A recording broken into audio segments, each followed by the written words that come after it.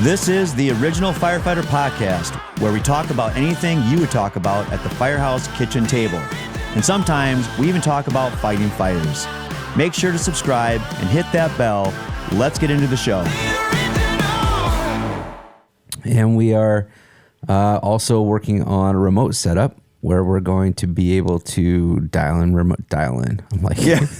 Ancient, where we're all going to be able to log in remotely and from wherever we happen to be in the U.S., be able to have a podcast that way as well, which I'm really looking forward to because that gives us the ability to bring in some guests, some of you that maybe are not local to us here, but we would love to hear your story and have a conversation with you. It's going to make it even easier to have that happen, but let's talk about maybe why we're going down that road, Will. So is that the jump off point there for me to make the announcement? Yeah, I think so. Or if you want, we've been looking for an opportunity to interview Chief Will Peterson here about his history. Okay. So maybe we hang on to this, you guys. Stay tuned. Okay. Because we got big news for Will. All right. Coming up. But we can do that. First you get to hear a little bit about Will, the man. I'm gonna shut my computer for this because I wish you would. Yeah, I did. It's closed. But for what it's worth, and I do want to make this point, we have a company here that is being flexible with the environment, and we're being flexible with the experiences that we're having. Yeah.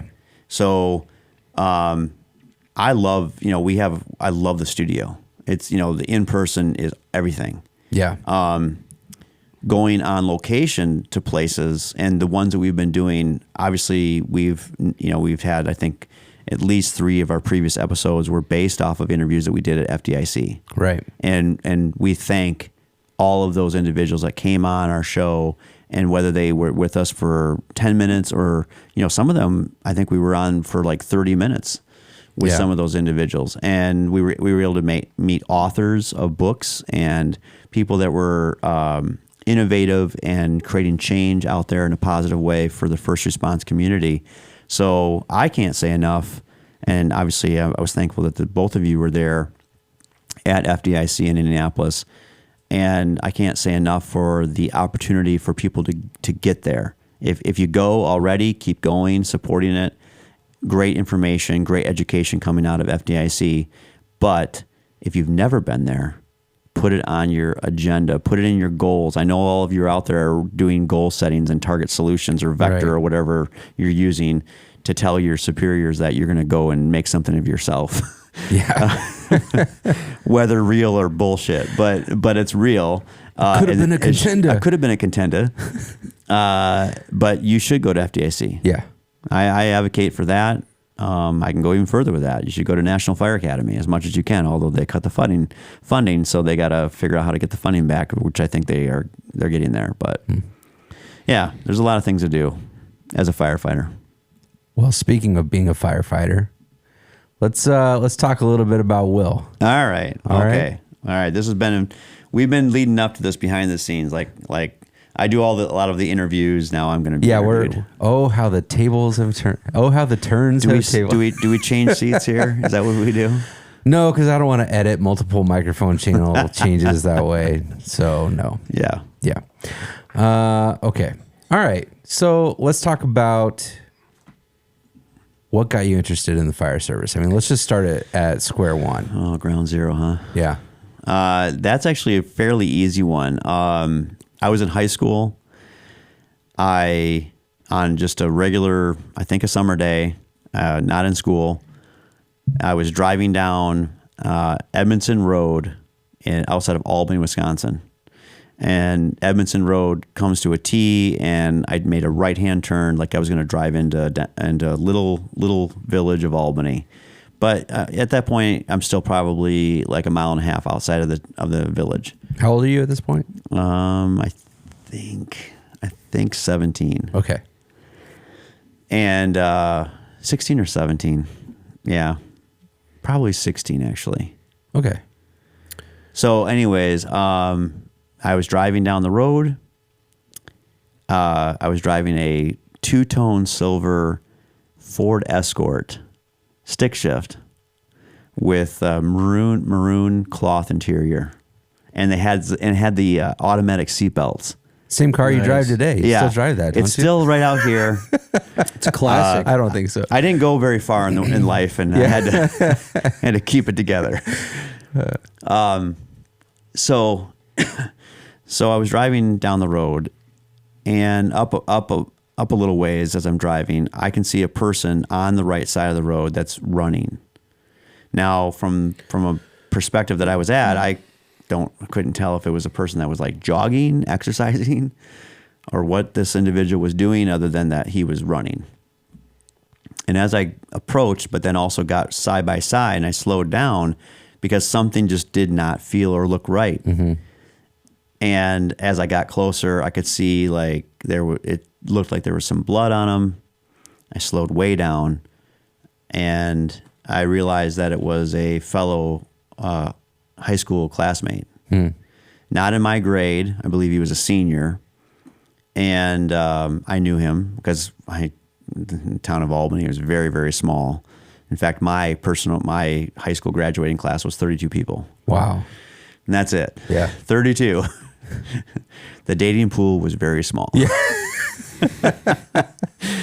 And so, but I immediately knew that this individual was in trouble, and I just stopped short of saying his name because I don't know if that, I have not talked to him for such a long time, but, he's there, and I know him by face, although I can see that he is severely injured.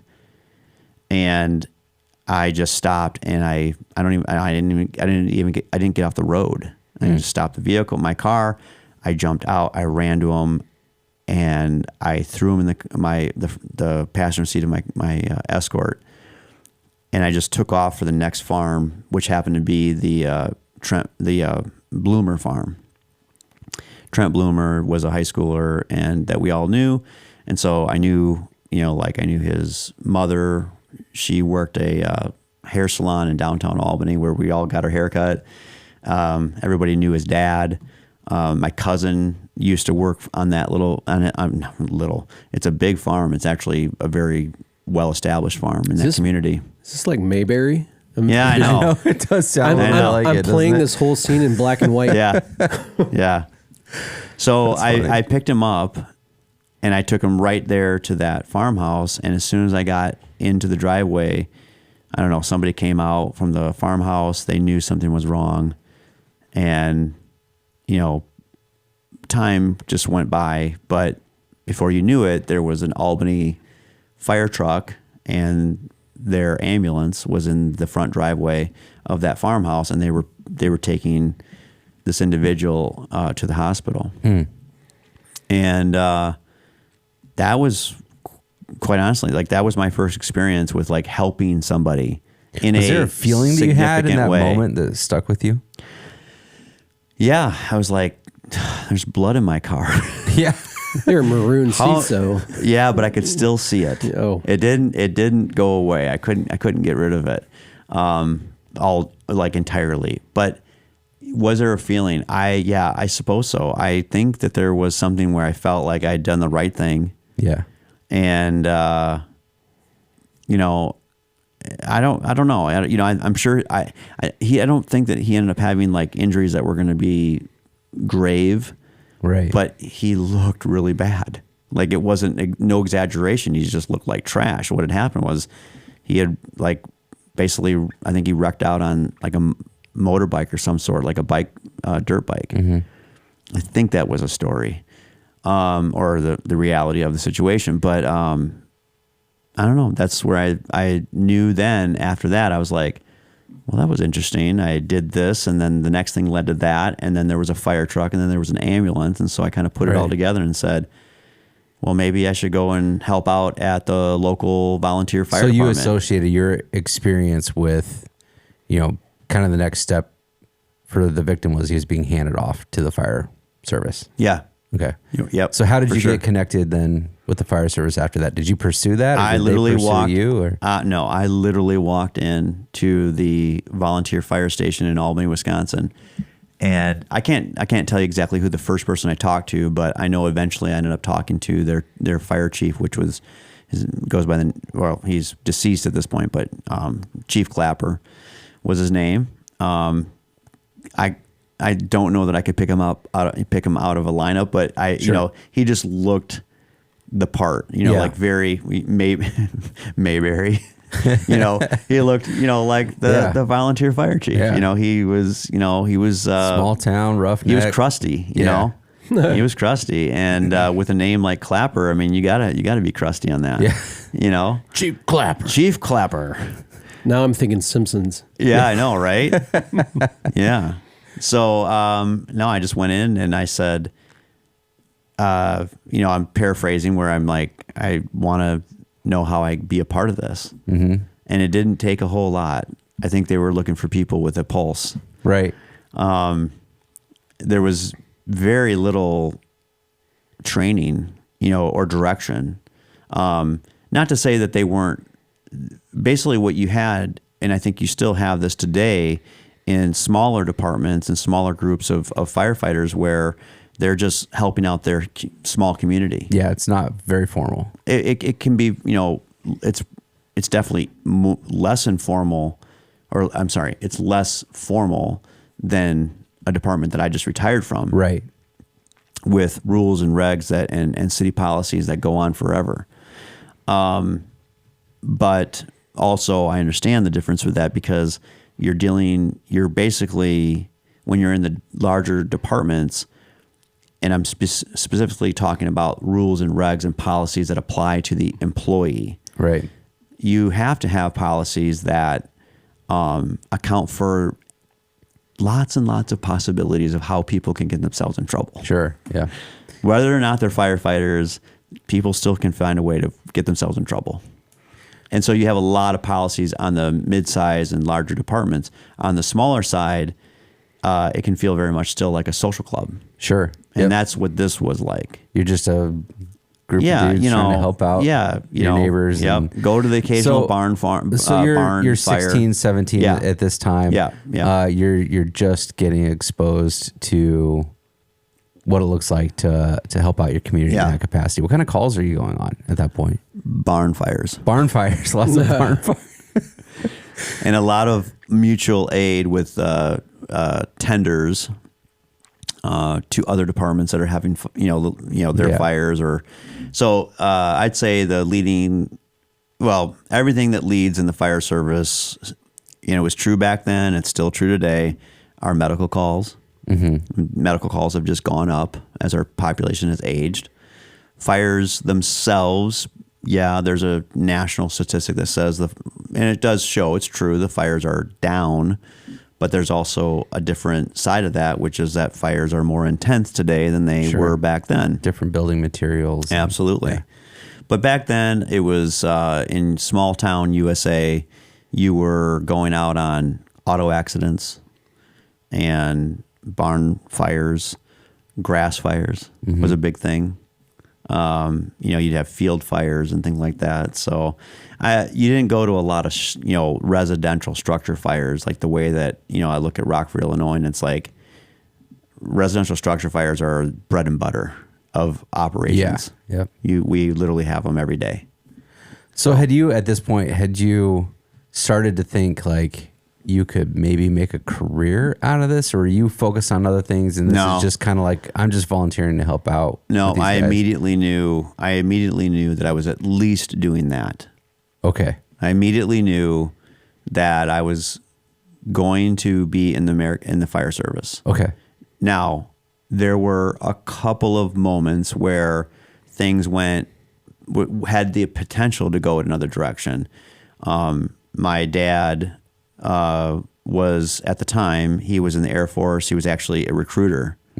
That's where he ended up. His military career was as a recruiter. What were his thoughts on?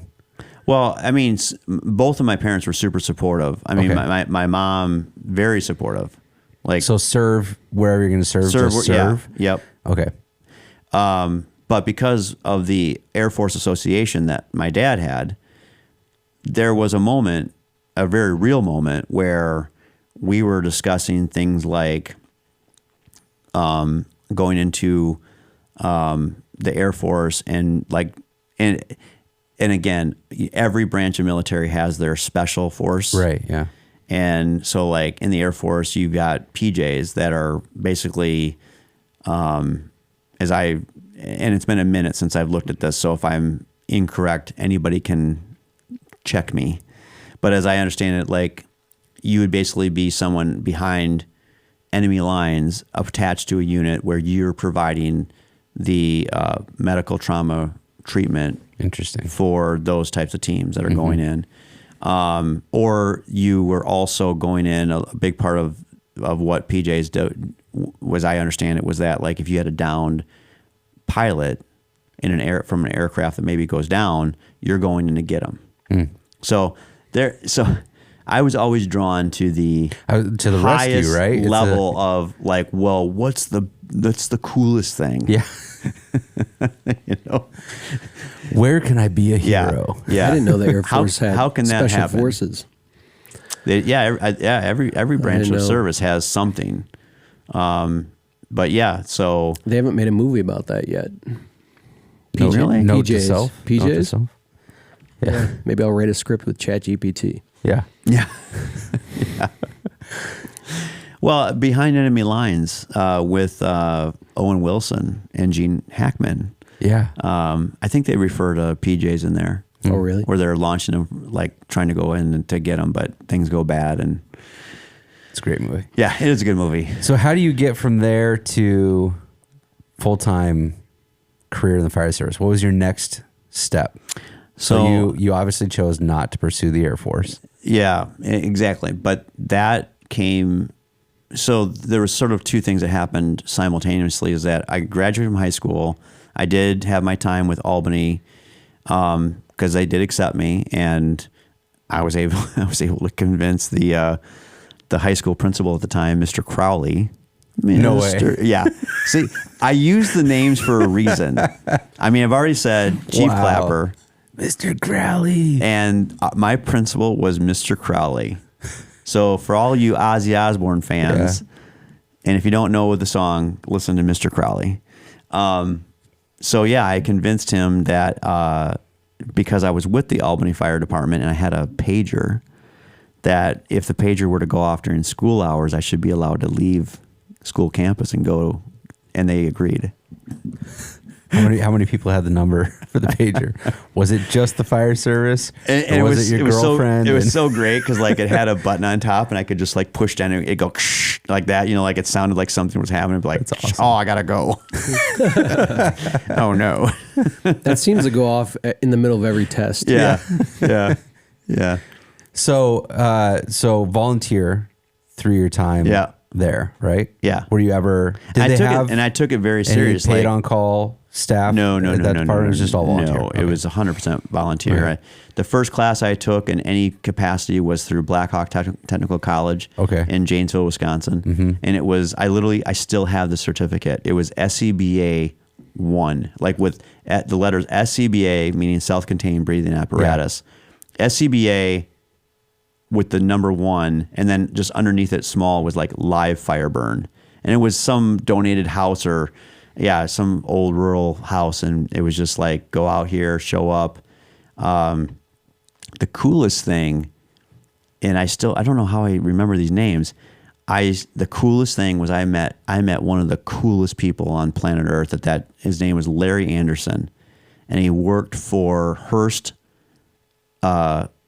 extrication equipment. Okay. And he had this badass black dual tire rig that he drove around for Hearst, and you could open up the back of his truck and he'd roll out, and it would be all like the tools, the jaws of life, the cutters, the spreaders, the rams, and like we're talking old school stuff. We're talking like they had a two-stage badass pumps. display at FDIC this year. Yeah, but everything today is battery operated now. We've gotten away from combustion engines, right?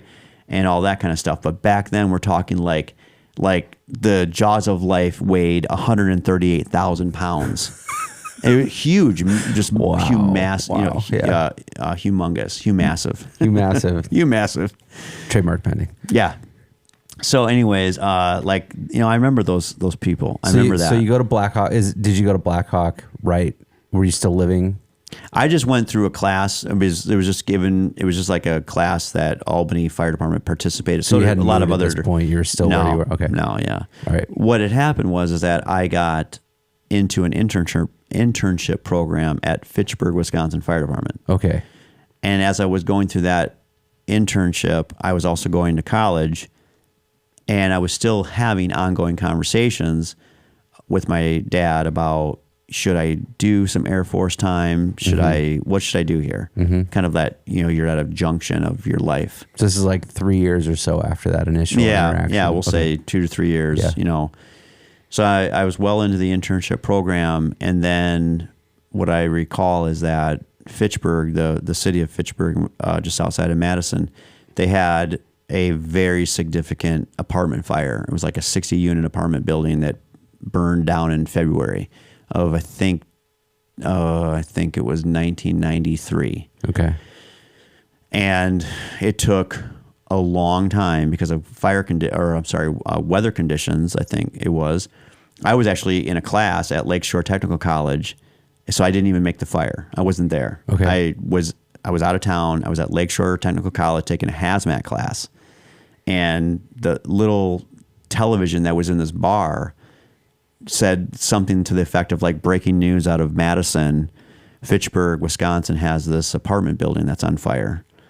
And they just lost it. You know, like the building was gone. And at that time, Fitchburg did not have any full-time firefighters. They had a full-time fire chief, I believe a full-time deputy chief, and I think there was like an office administrator that was helping, you know, like full-time. Yeah. But that was it. It was like a very, How pissed were you that you missed that? Yeah, at that age, when you miss those things, you're pissed. Yeah. You think that you're never going to have another opportunity to do that. I'm pushing that on you. Yeah. Because it's sitting there. But yeah, I'm pissed. Yeah. Yeah. But anyways, it happened.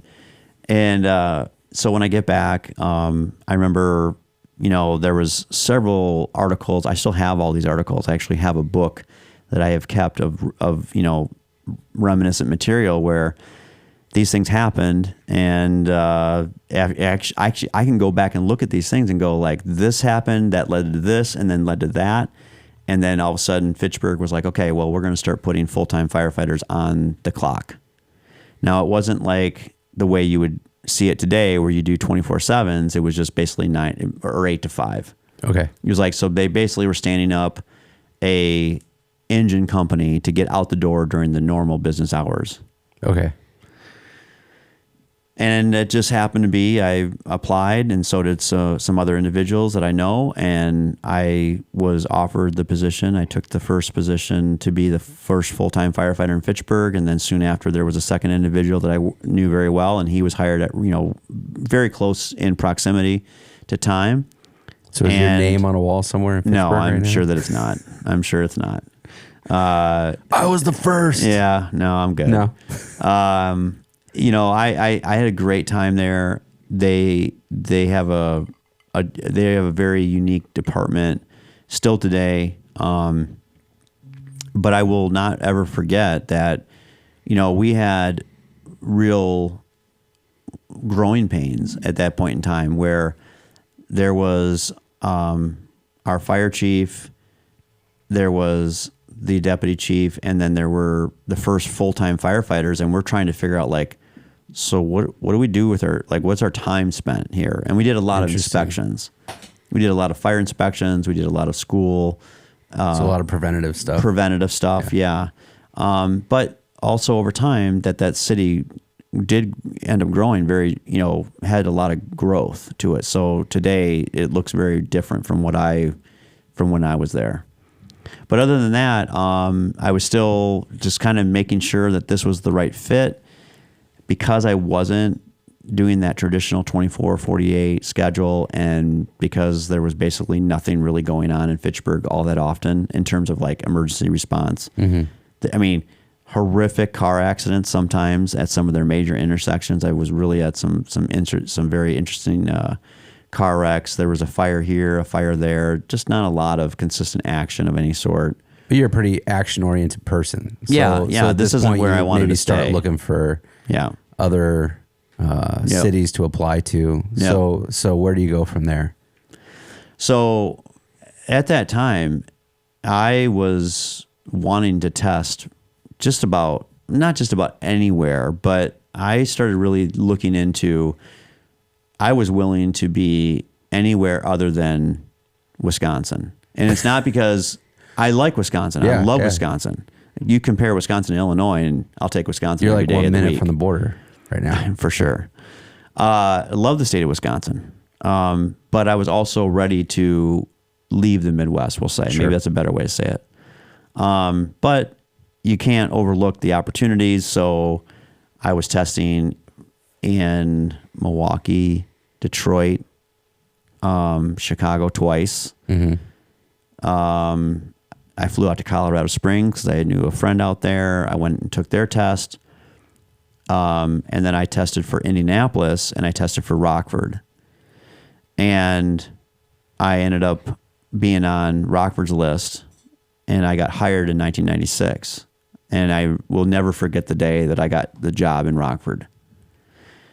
And there's a tie-in to Indianapolis, and I'll explain that in a second. But I will never forget being hired in Rockford for the day that I decided I was going to take that job.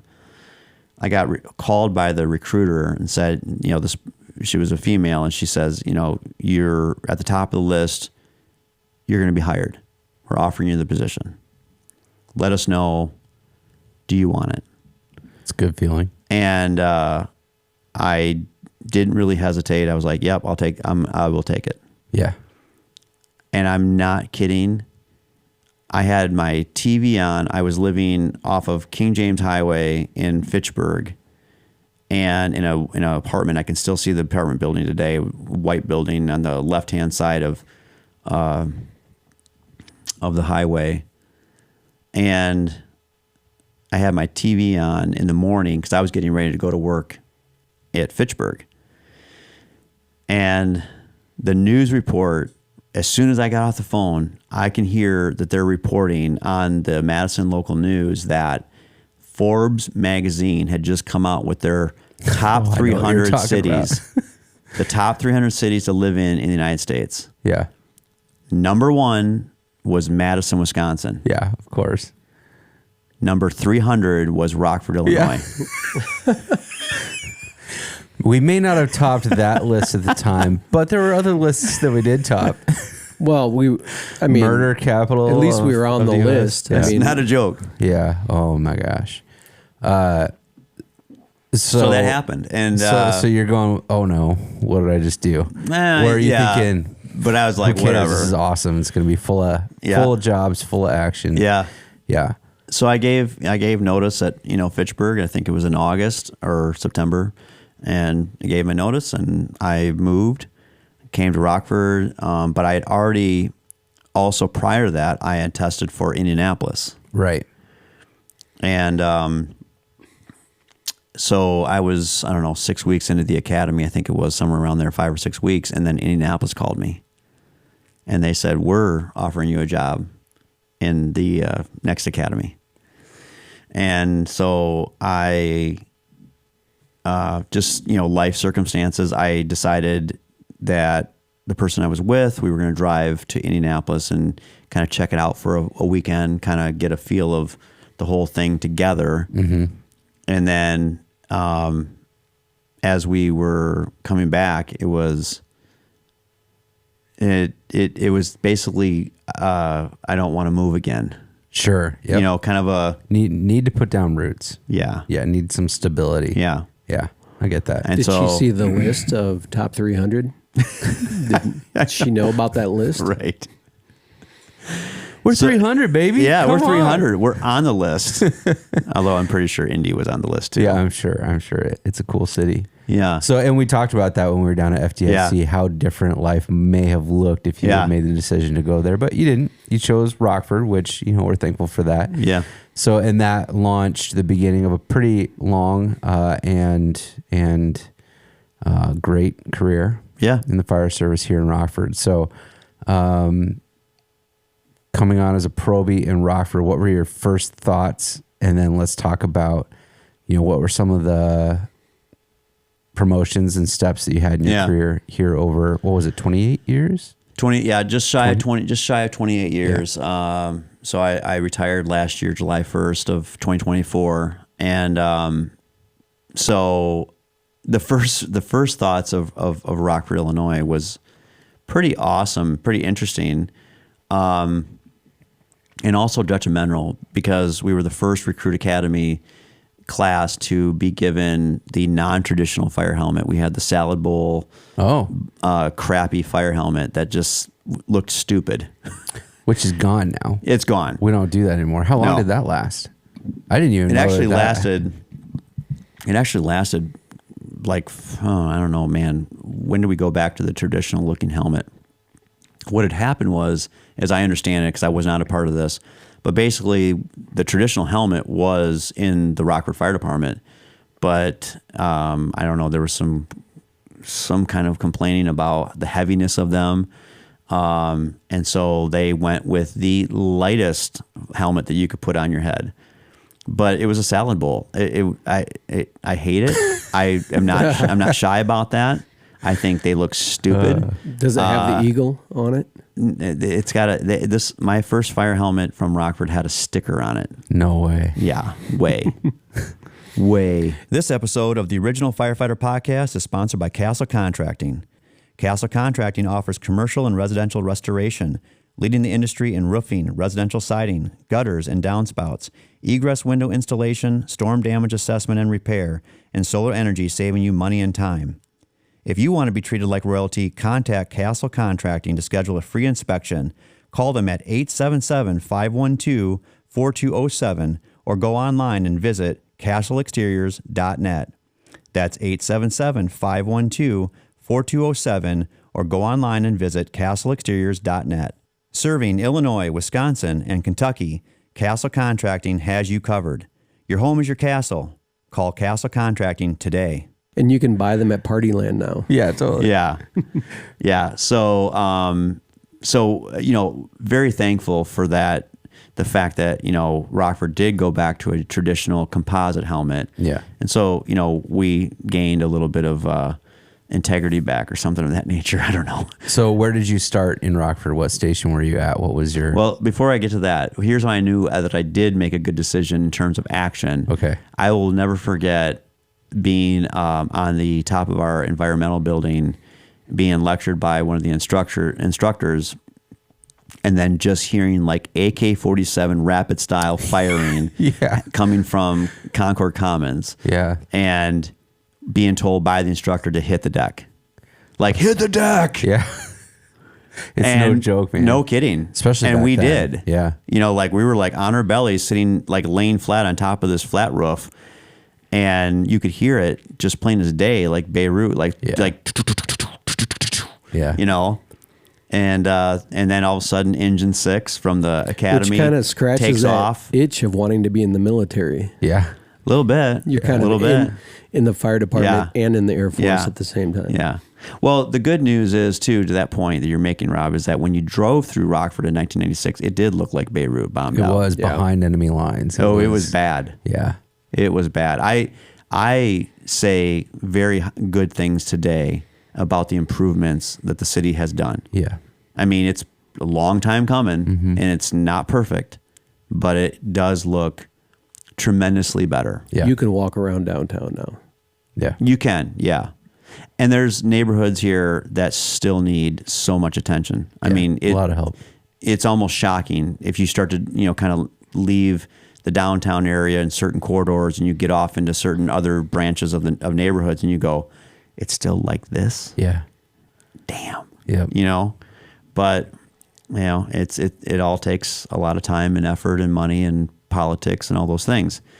But so, my first assignment right out of the gate was going to Station 1 on Woodlawn Avenue. I was on Ladder 1, which was a tiller truck. Okay.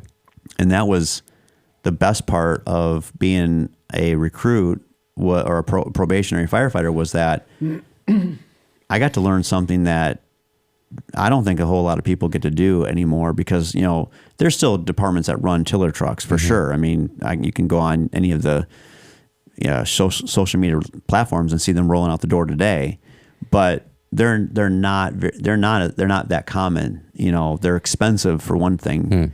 And most departments, our department used to identify that the person driving the front of the cab and the person driving the tiller bucket, that both of those positions were driver positions. And I think that the city over time said, well, why are we paying two people to drive one vehicle? Right.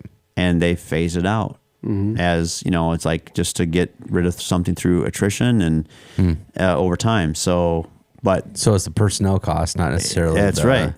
Yeah. Oh, the tiller truck is one of the greatest inventions for the fire service. Cool. It can get so cool. It can get everywhere. It can go, you know, in so many different directions. It can get into small spaces. And it's what a lot of people think of. Yeah. You know? And I had a ton of fun just getting to do that and having, you know, that privilege to do that. Yeah. And say that I actually was able to drive the back end of one of our tiller trucks. Yeah, that's pretty cool. I drove behind some of the most insane drivers, like just people that just tore through the city. And I'm just holding on for dear life, like Kramer, you know, in the back of that. Oh my gosh. That's great. My first driver was Norm Taylor, great guy, really great guy. That guy knew how to take any car apart, like engines and just anything about he's probably doing it on his off days. Yeah, he's just a very good dude. Was there anyone you looked up to the most in your career, like, as a model of someone you wanted? It changed over time. It changed as things, you know, as I moved from one place to another thing or whatever. But I mean, like, I will give a shout out to Joe Cascio. And I say his name because he's probably one of the most respected captains that we've ever had in the department. And also he gave me a spot on his, so he was a captain, but he was also a instrumental instructor at our fire academy, that he was charged with leading a group of instructors to teach all the things that were like truck company operations. So that would be like search and rescue, ventilation, ladders, ground ladders, aerial ladders, all of these types of things that go along with being a part of a truck company. And then he brought me in to be a part of his instructor pool. And then he was able to pass that off to me to become, like, I took his spot at the academy when he retired. And I will, like, forever thank him for that, like to give me that privilege to do that. Yeah.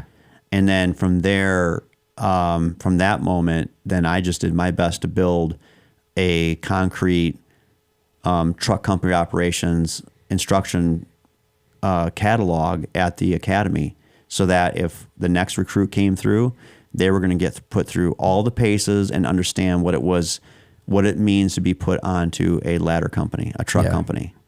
That's great. And that's not, you know, engine companies.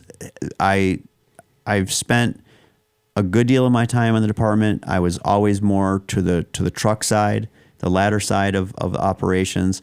The engine companies, like, their goal is to put water on the fire, get that hose and move it forward to the seat of the fire.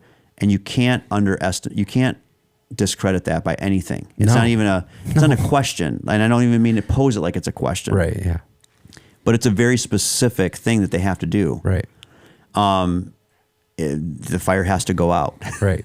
And it doesn't go out without the water. And it doesn't go out without the firefighters on the hose line doing that, putting that fire out.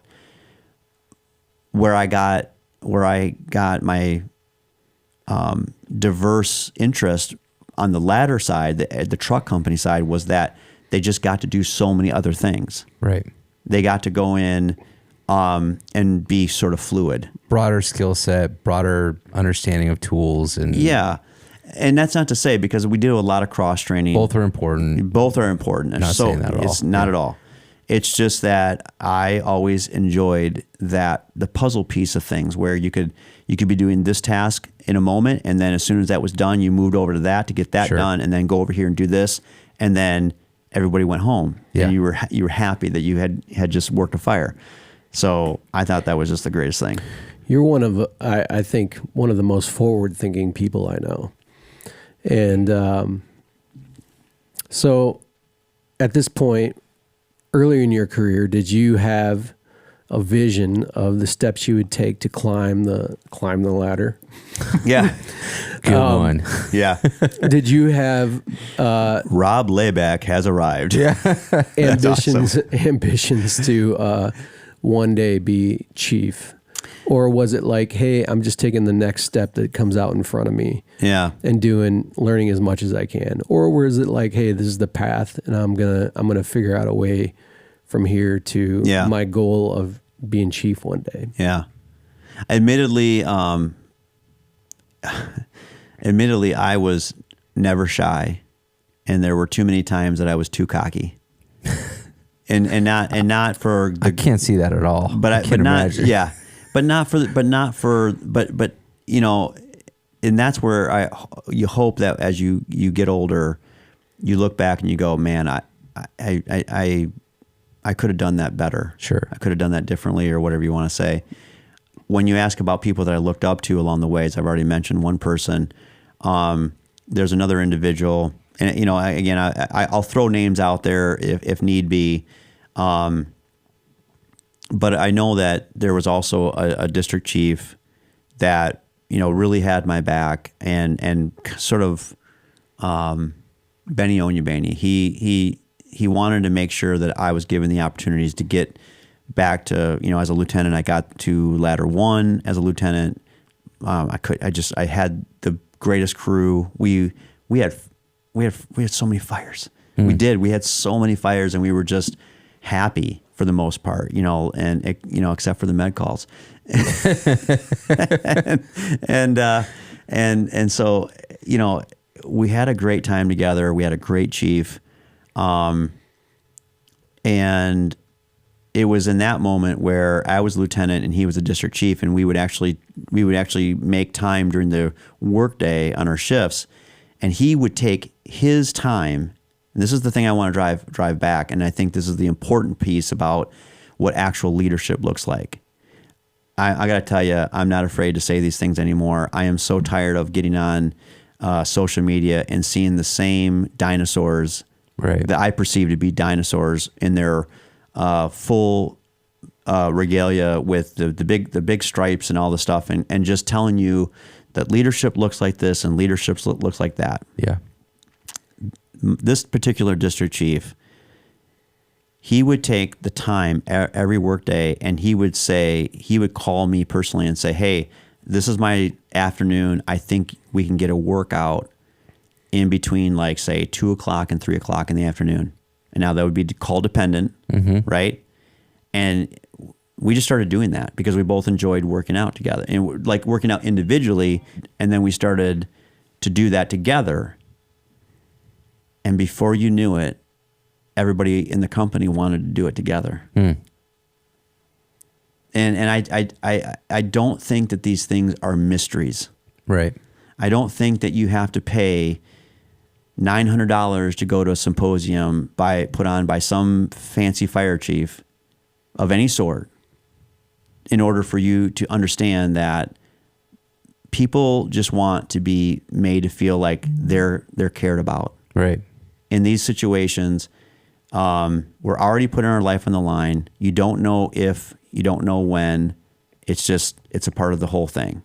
Right, but it sounds like he had the ability to identify talent and then pour himself into it a little bit. Yeah. Knowing that, like, yes, this machine has to keep moving. You've Yes. got to continue to promote from within. But it was the infectious part of our team. You know, it began with just he and I, if you will. Yeah. But we were very open to the idea and the suggestion. Like, we would start to suggest, like, hey, why don't you come down and work out with us? Why don't you come? And before we knew it, we had everybody, for the most part, down working out with us. And then that led to conversations. That led to, you know, you'd get done working out, you'd pop up on the apparatus floor, and you'd sit around, and you ended up talking about firefighter tactics. Yeah. Yeah. Naturally. Some people have a gift of instilling the brotherhood vibe. You know, part of that is the power of invitation. Yeah. And that just makes people feel wanted to be, they're at the table, and having that brotherhood. And also part of it is treat people like, help people see the best in themselves by treating them and having those expectations, expecting more than they even expect of themselves because you believe they can do it, and people rise to that. Yeah.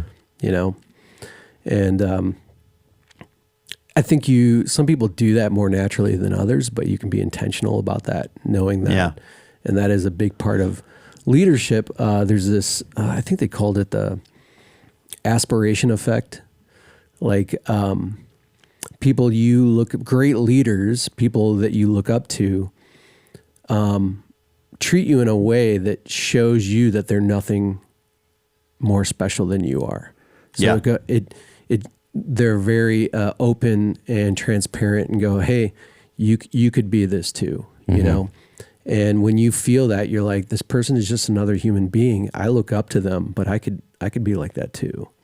Well, it's to kind of to take what you just said, but just to pivot real quick back over here to say, the people that I chose to be my mentors that mentored me, did come from a place where I needed their help more than I actually realized. Interesting. I actually look at it now today going, some of you people saved my life. Yeah. Like, literally speaking, I had a very, very close call in 2000, and I was literally, I would call it saved by a group of people. I can name them. I will always remember Lieutenant Glenn Granite and his reactionary response to the fact that I was in deep trouble, falling through a floor, and him, along with several other individuals that I can name, that pulled me out of a failing floor, that was basically with nothing but fire in the basement all around us. And, I got drug out and thrown out in their yard on Rural Street. And so I was saved there. And then figuratively, there was individuals along the way that, regardless of things that were going on, like they saw, I guess, the best of me, and I didn't see it. I was doing the worst of me. Sure. And they did certain things to just help me out as much as they could. But when it came down to it, when I was starting to go on to promote to next levels, I've already mentioned a few individuals, but then I get to the district chief level and I'm like, I at least want to get to that level. Yeah. And that's where, meeting, one of the probably the most respected people on the fire department was Mark Wortman, who has been on the show. Sure. Yeah. And Mark Wortman was a partner of mine and a good friend of mine today. And when I just remember getting into the position and he was my partner, and I'm like, I got the best person teaching me how to do this position that I really wanted to do, and I wanted to do it well. Yeah. So you were driven, you were motivated, but you kind of fell backwards into some really fortunate relationships. Oh, for sure. There's no doubt. So what were the promotional moves then throughout the rest of your career here in Rockford? I mean, promotionally, I went from firefighter to firefighter paramedic. I wasn't in a position where I would have gained the driver engineer position, which is a position within our department. I tested for lieutenant, and I was able to make that. I think I was in my 9th year in the department when I made lieutenant, and even that right there, like to be 9 years and be a lieutenant, right, and to be working with people that were 20, 25 years in the department, sure, they were drivers. Like, I did whatever I could to say, that position right there, that driver position, and I have so many accounts to lean back on to say I'm telling the truth, which is that driver position is invaluable. Right. And along the way, that driver position, it got eroded away in a significant way, and I was very outspoken about that. And that's not to be, yay me. I'm saying, right, I was willing to say the things that would maybe rattle some cages, I guess. That's leadership. But that's okay, because I knew that, and I can see it today. I'm not, obviously I've retired, but I still believe in it. The driver's position within any firehouse is, I refer to them as the boss barn. I believe that they set the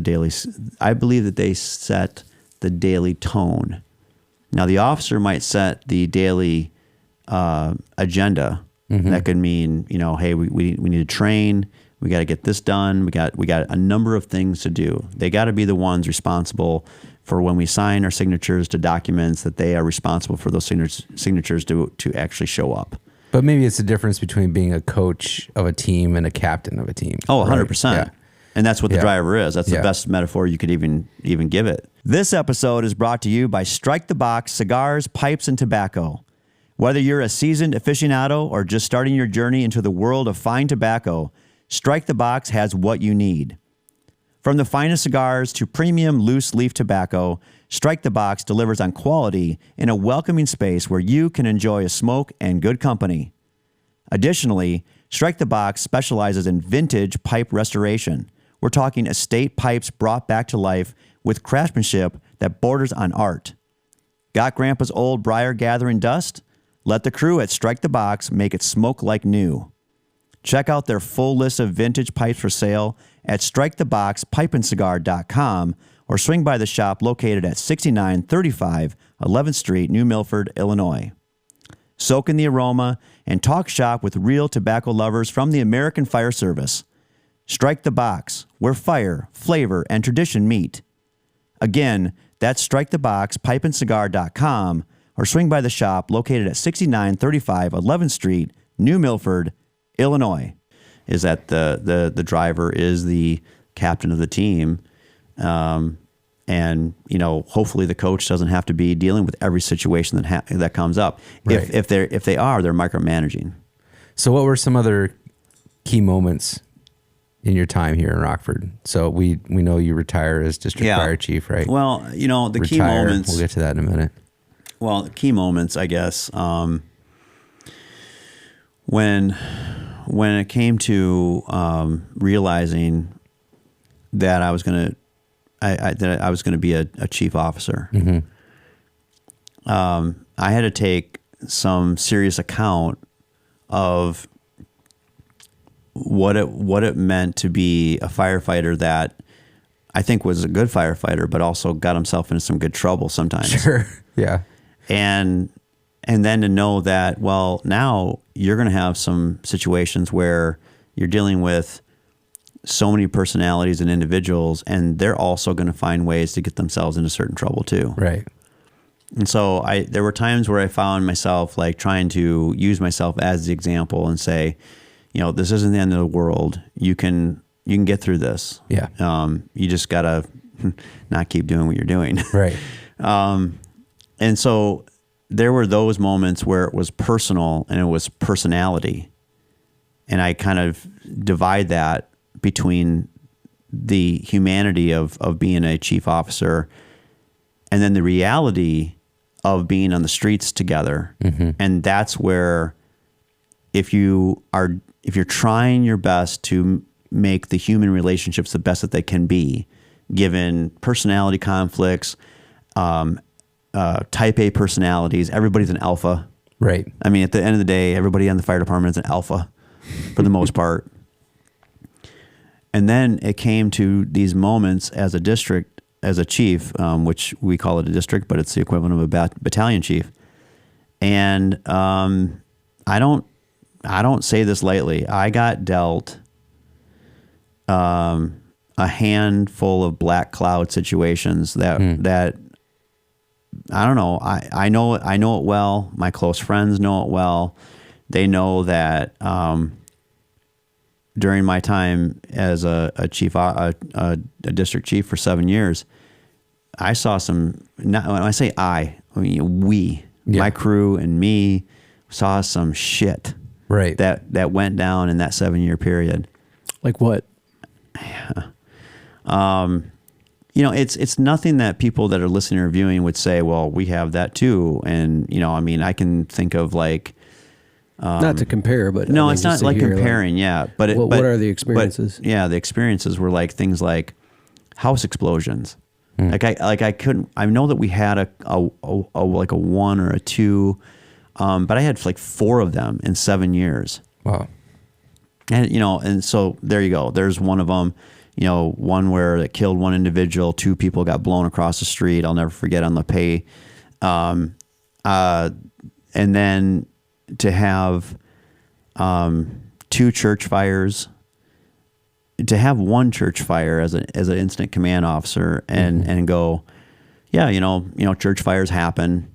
The first one, we burned it down to the ground. It was a loss. It was totally arson. It was just a, late night fire that just went into all morning hours. Lots of firefighters and rigs and just, controlling that situation the best you can.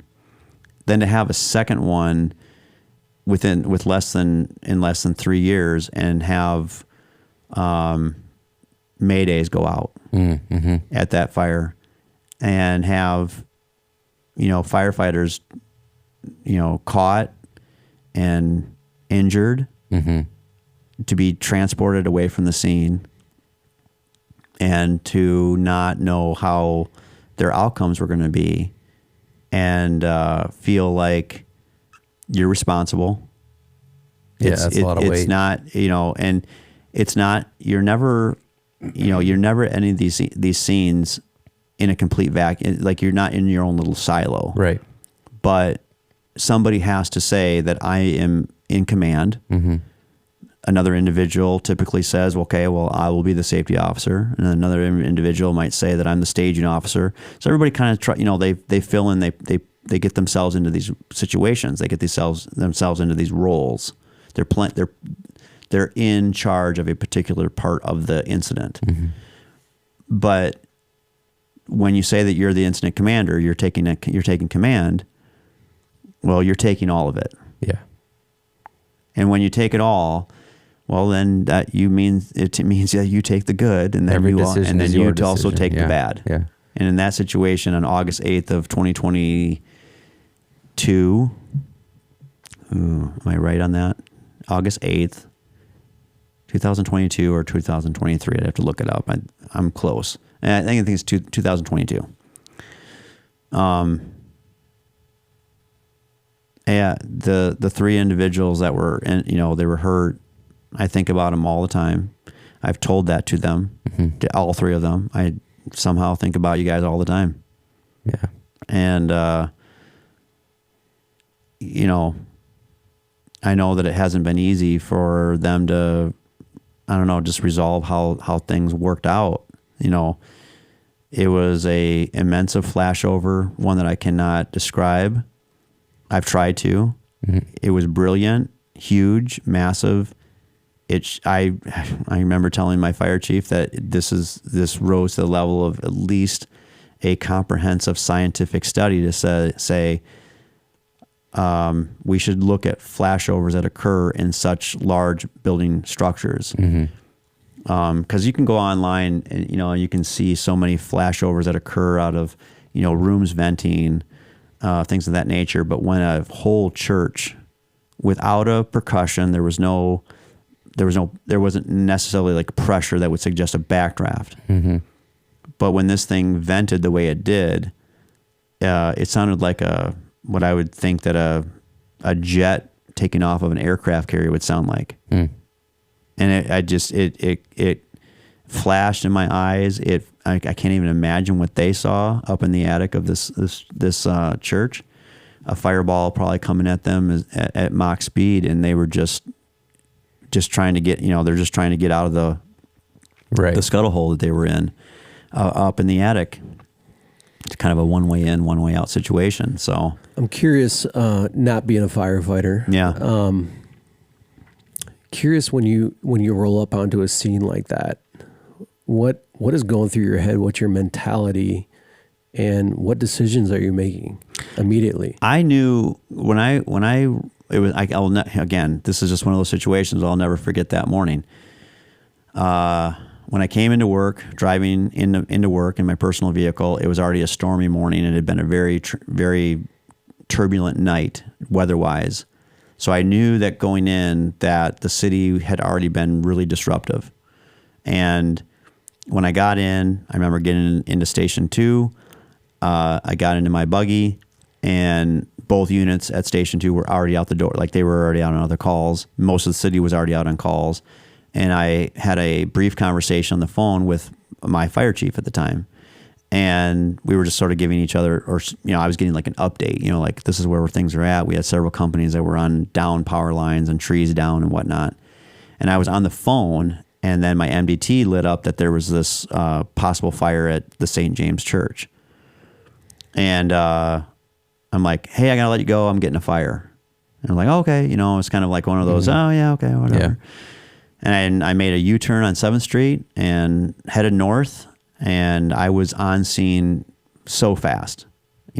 Just being on the street when the call came in, it puts you on scene very quickly. But I was also arriving at the same time as Engine 2 and Ladder 1 were also arriving. And I could see on the west end, by the cement crucifix at the top ridge of the church, that there was just this kind of like little piddle of smoke and fire. Mm-hmm. Not much of anything. I mean, not much more than like a candle kind of thing. Right. But I did recognize, like, hey, we've got a fire. I just wouldn't be able to tell you how big it is at this point. It didn't seem very big.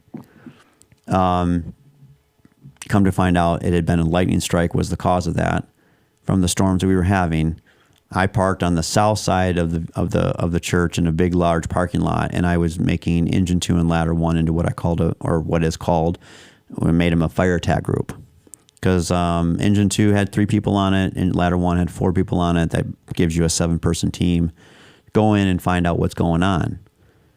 And nothing from there went very good. It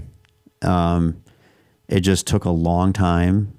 From the point of like parking the rigs, getting off the rigs, the travel time to get inside the building to finally get into a place where they could access and see what is it that we have going on.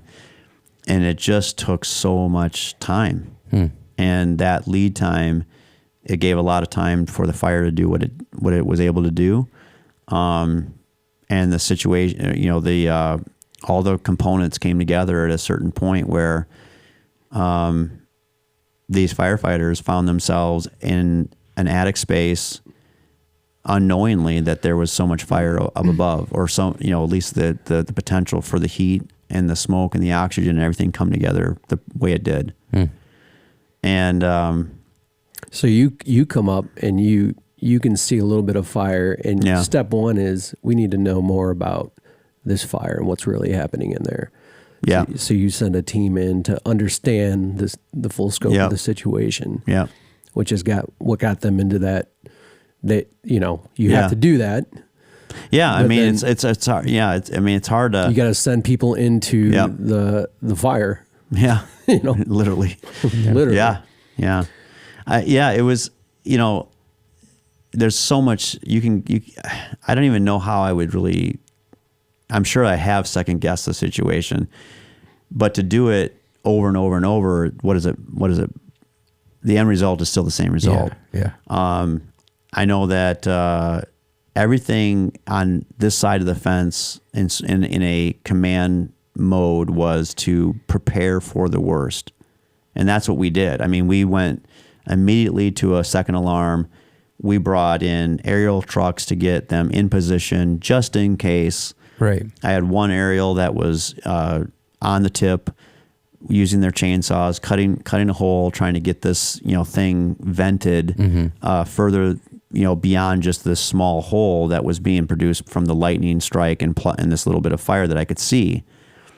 But how it all came together is still baffling. I've got my theories. I mean, I have ways of looking at it and going, I can put 2 and 2 together and say, this is how this thing happened. But to have the firefighters doing anything differently than what they did, I don't know how I would do that. Right. I think they were doing exactly what they were supposed to be doing. Yeah. I mean, you're still going into the unknown no matter what. Yeah. So it's, So I think about that, and there's some other incidents that I do think about a lot, but I think that one is the one that comes to the top because there were individuals involved on the fire department, people that I work with and that I know personally, and they were injured. So that one definitely kind of takes the cake. So would you say that's the one that stands out in your mind as far as shaping you as a leader? I mean, I know that that's a very vivid memory for you, but was there another call in your time here in Rockford that you would say maybe shaped you as a leader or a firefighter? Well, again, some of them, a lot of these, I mean, when you do 27, nearly 28 years in a running department such as Rockford, and I say running department because I always respect what Rockford does with what little they have. Right. And I mean it. I mean, there's 11 firehouses, there's 13 companies.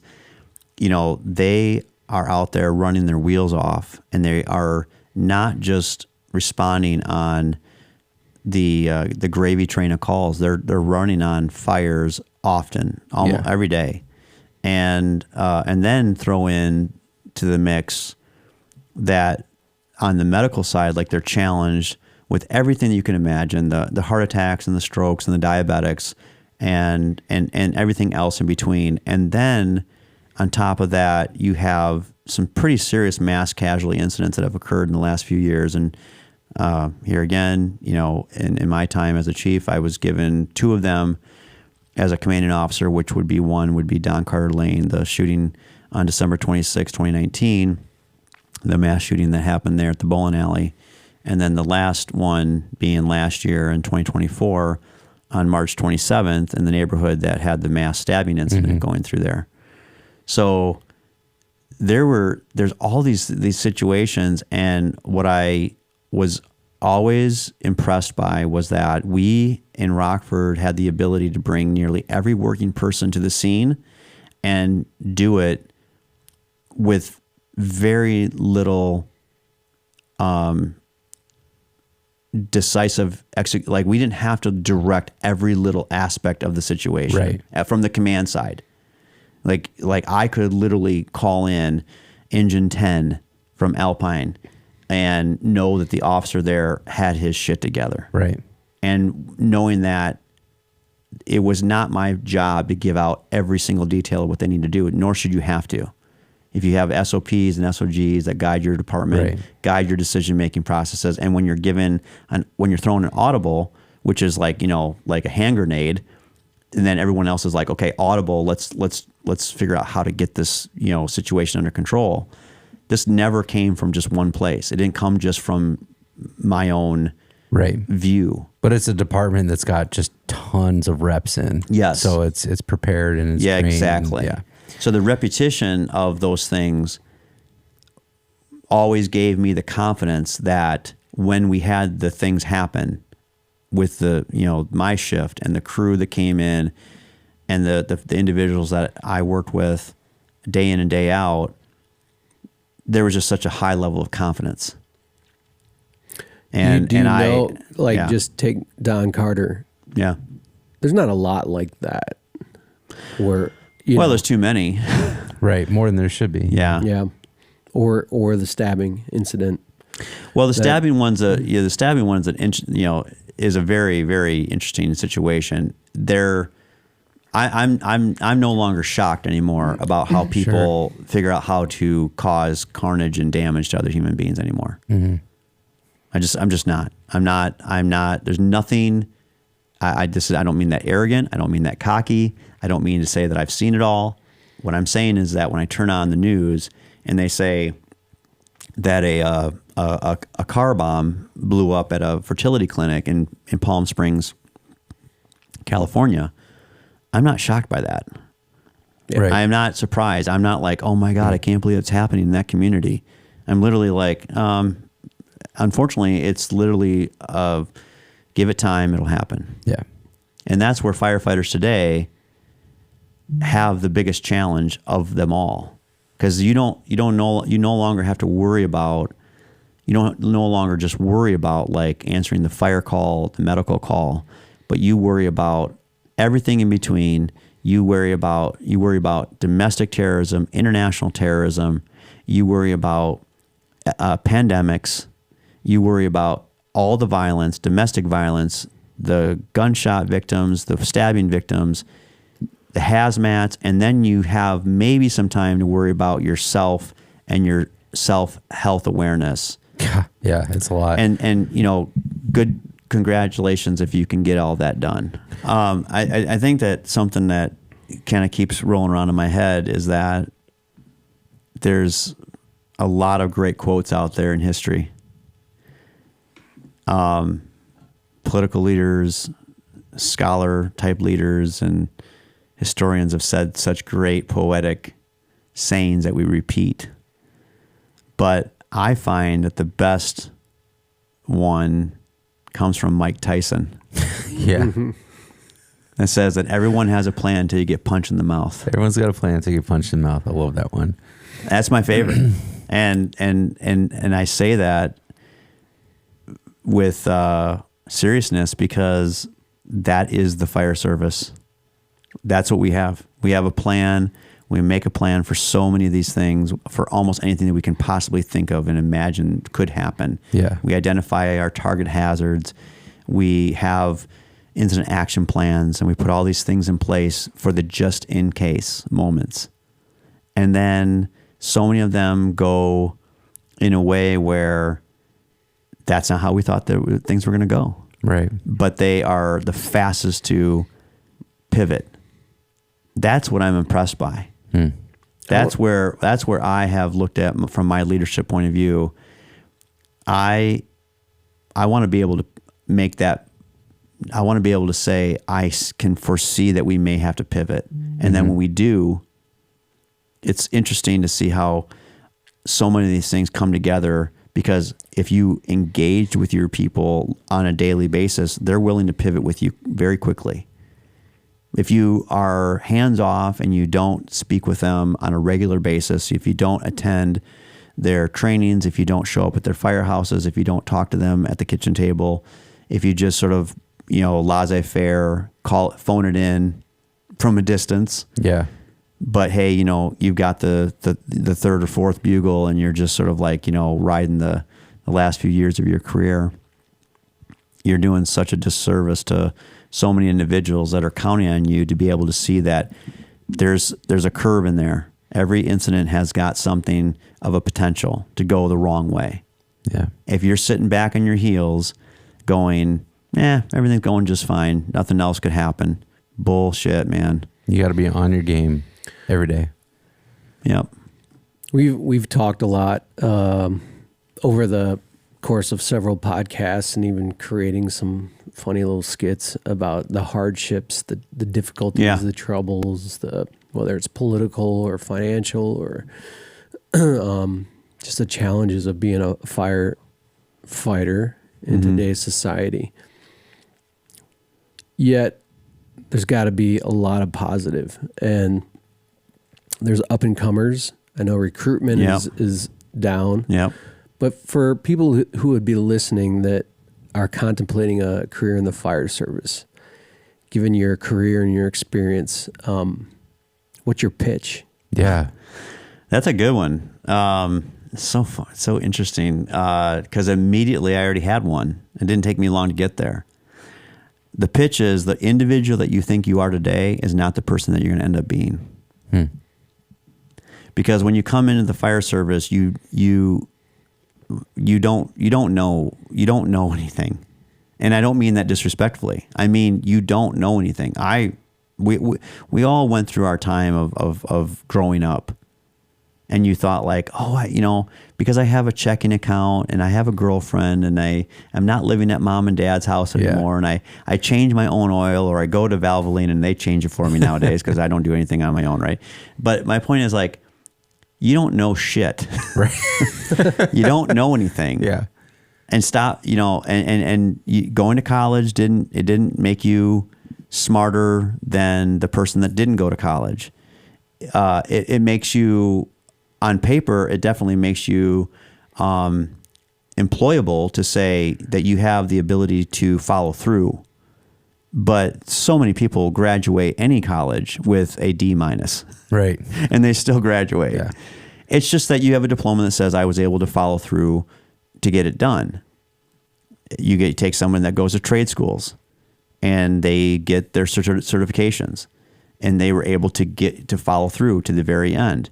But if you're somebody that's out there and you're like, I didn't go to college and I'm not in a trade, I'm just sort of doing the things that get me by. And in all of these cases, there's 3 categories there: college degree versus a trade school versus I'm just sort of floating out there to figure out what I want to do. Mm-hmm. All 3 individuals in either one of those categories, no one of you are better than the other in the fire service eyes. You're all employable. You just have to be able to go into the service moldable. That's good. Yeah. Yes. And if you go in being with a moldable mind, saying kind of like the military, but not to that degree of, no one's going to shave the hair off your head and, maybe off call your you face. scum a lot. but you have to go into it and realize that the individual that you're going to be as you walk into the fire service will not be the person that you are when you leave, meaning that you will grow exponentially. You will leave a better human. Well, you will. You enter the service. I hope so. A lot of individuals, I'm not going to lie, they leave with a heavy heart. Right. They have a lot of things that are still, they haven't unpacked all the stress, if you will. And we talk about that on the original Firefighter Podcast. But I'm not trying to make everything about to be a mental health and wellness point of view. Right. I'm saying you should end up leaving the fire service a more well-rounded, better person, someone that you actually respect. You will respect yourself for. Interesting, yeah. You will realize that you can operate a K14 saw, that you even know what a K14 saw is. Right. That you understand, what it means to hang dopamine drips. Or to, use, CPR algorithms out to, beyond drug therapy that no one else would have the ability to understand or even do until you've learned how to do it, or even be put in that position to have to do it.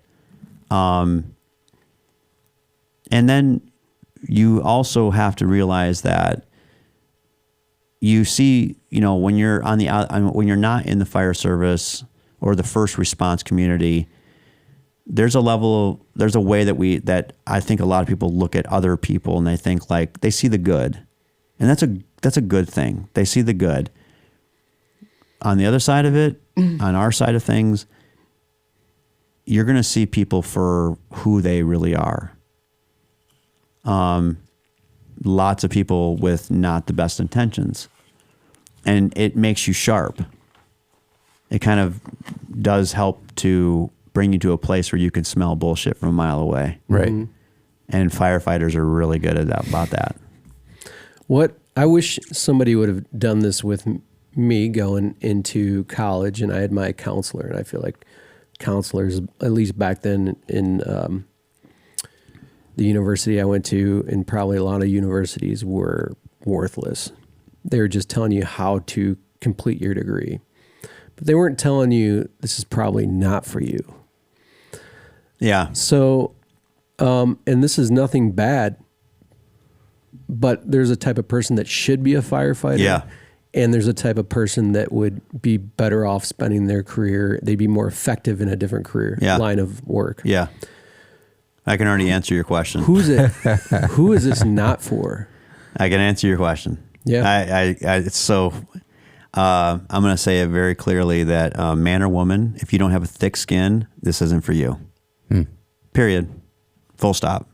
Mm-hmm. If you don't have a thick skin, and I don't mean to say that like that's like a punchline. Right. Let me put it this way. You will offend somebody. You will be offended. Mm-hmm. Let me say it one more. You will offend someone, and you yourself will be offended. Get the fuck over it. Yeah. You will be passed over when you think that you deserve it. Mm-hmm. Get the fuck over it. You will go up against your friends for positions that you want, and they'll get it and you won't. Get the fuck over it. And if hearing any of this has offended you, Get the fuck over it. But that's the case. I mean, it is. If you don't have a thick skin, and then obviously I think that can very much go into the other side of things, which is you have to know that you will work with so many different personalities. They will not be the personality that aligns with your thoughts and traditions and values. Be respectful. yeah, Don't be a doormat, but be respectful. There will be times when you have to get in line and follow, and be the person that's going to take direction. It takes time to find your voice. If you are someone that you think you have a voice in the first 24 months on the job, you've already fucked up.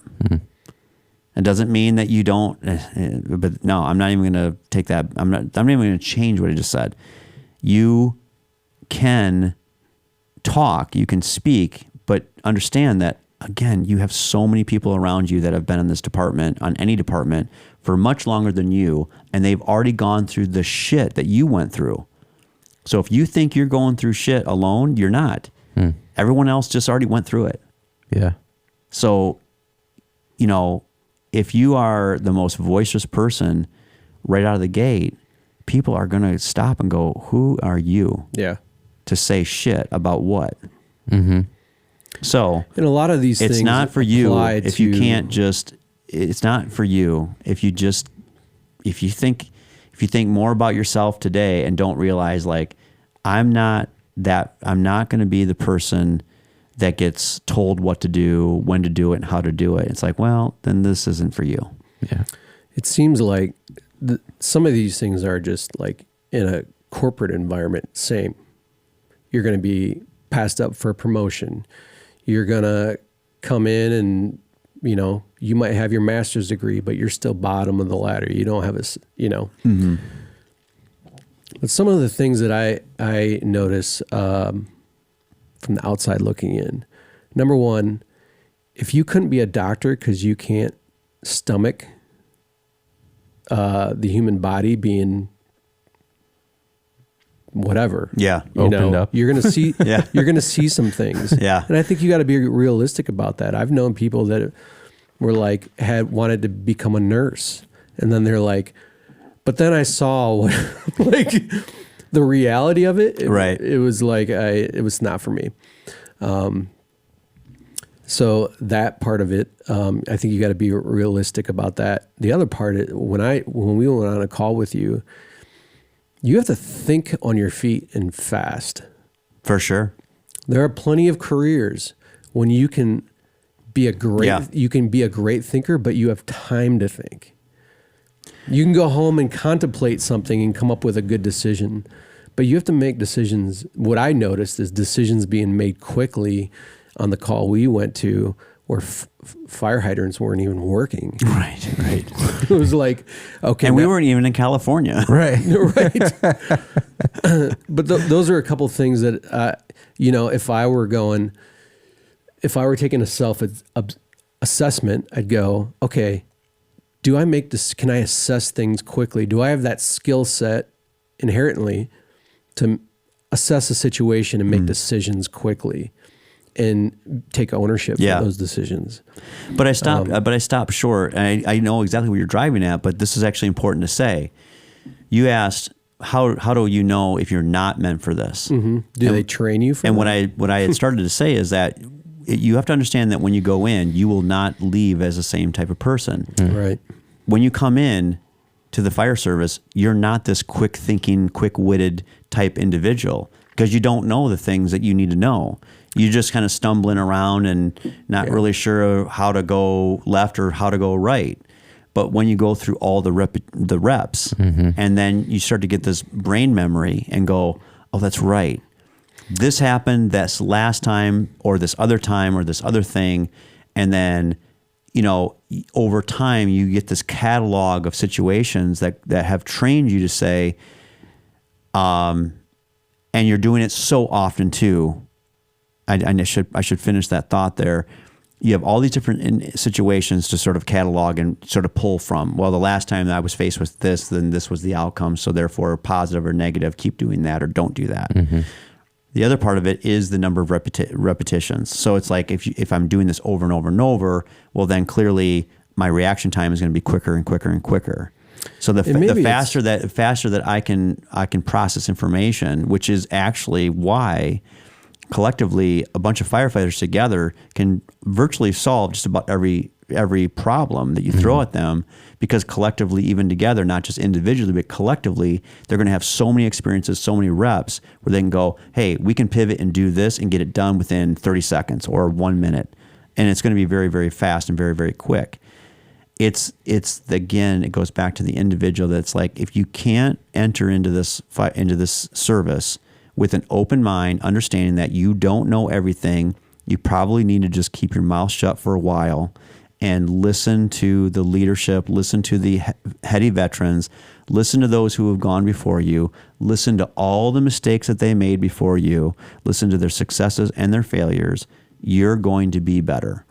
And I'll give you one other thing too that I want to make sure that I say about this. You're not the individual that belongs in the fire service or any fire department if you're not able to carry your weight plus the 60 pounds of gear on your back. Physically. I'm talking physically, because I was just talking about the mental part of it. And then as soon as I was doing that, I'm like, another principle, and I guess apologies if this comes off judgmental, but whatever. If you weigh just make it simple. If you weigh 200 pounds and then we throw 60 pounds of gear on you, the turnout gear, the SCBA, the tools that we carry, the TIC camera, all the things, the radio, and now you weigh 260. Mm-hmm. You better be able to pull 260 pounds. If you can't, get off the job. Yeah. Because that means that someone else has to do their weight and yours as well. Right. That's where that is a big, huge part of where we're messing up in the fire service today, is we're letting these marshmallows come on that don't understand hard work. They've never been through the paces. They may be willing to be put through the paces, and as long as they're willing to do that, that's great, because we'll condition them and we'll make them hopefully better. But if over time, throughout the rest of your career, and you let yourself go and you become this, couch potato, sofa cushion firefighter, and everyone else around you has to carry your weight, you've already, you're letting everybody down. Yeah. So. Yeah, I guess what I was trying to tie this stuff together is, and part of this is the Mike Tyson. Yeah. Everybody's got a plan until they get punched in the face. Being emotionally, there are people that can freeze on the battlefield. And I don't know if you've seen that. It's kind of like in Band of Brothers. I know I've referred to that before. Yeah. But it's a good one. There's the guy that graduated from West Point, and he had all the education. Right. He had the training and education, but when the bullets started flying, when he got punched in the face, he froze. Yeah. That was Ross, right? David Schwimmer? No, it was a different guy. I don't even remember his name. Lieutenant Blige. It's toward the end. No, that was a different guy. Yeah, I know what you're talking about. Yeah. And he had to be relieved in the middle of the battlefield. Yep. So it's like, and are you part of it is the highly emotional? Maybe you said a lot of the guys are type A. Oh yeah, for sure. Sure. But are you maybe more of an emotional? You've been moved by, Top Gun because you're emotional. Doesn't mean you should be a fighter pilot. Right. Because you're moved by the movie. Yeah. So it's can you keep calm under pressure? Can you walk into that church?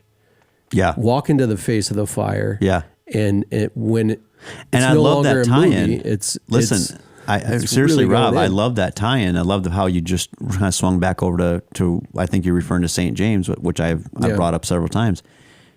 That in and of itself is a great way for me to paint a picture for any viewers and listeners still with us. everybody that went to that fire was calm. There was never a moment. I mean, I saw this from the bird's eye. Well, not the bird's eye, but I saw it from, obviously I did a 360. Then I'm on the south side of the church, and I can see at least two sides of the church. And as everyone's arriving, nobody is acting frantic. No one's operating with any sort of like, there's intensity, but there's nobody that's frantic. Nor the firefighters that were trapped up there in the attic, and the ones that essentially had the Mayday called for them. They were never frantic. The Mayday was not frantic. It was all things were deliberate and with execution. And I think that's the thing that when I think about my career in its whole, is I have great respect for our firefighters on the Rockford Fire Department, especially, that act every day that way. In the majority, almost in the majority, everything is very deliberate and actuary, and they have intent for why they're doing the things that they're doing. There's nothing that's crazy, frantic, out of control kind of thing. Yeah. And that's what you need. And that's the person that comes into the academy, gets some real training, takes time to develop, listens to others. It's not about falling in line. It's about following the progress for success. And that's not meaning the following of the progress to success is, don't come into this with the idea that you know the way. Let some people around you kind of show you the way, and you'll be successful most likely. That's good. So 2 quick questions on this, then I want to move on to a different topic real quick. Okay. Summing up your entire career in the fire service to this point. Yeah. If they made a movie out of it, what would you call the movie? And question 2, what would be the soundtrack? Oh my Lord. The movie would be called Black Cloud. Okay. Womp, womp. Wah, wah. But Black Cloud. Okay. And it'd be that. And the soundtrack would be a combination of Apocalypse Now meets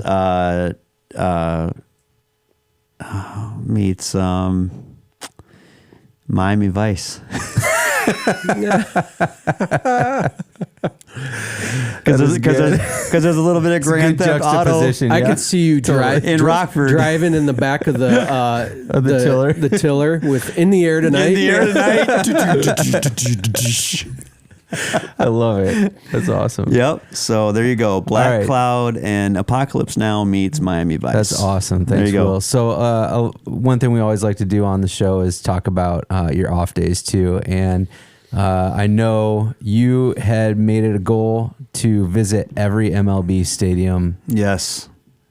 I think you completed that goal. I did. All right. Well, where did the idea come from? Like what sparked that? When it came from the fact that I have a cousin that I'm very close to, and I would consider him to be, my closest friend, family member, and closest friend. We've had the most time together on planet Earth. We've done so many things from our time in just teenagers and then growing up, all the stuff. And early on, we did kind of we started doing like these road trips. We'd go from wherever we lived, and we would go and visit his hometown in Kansas.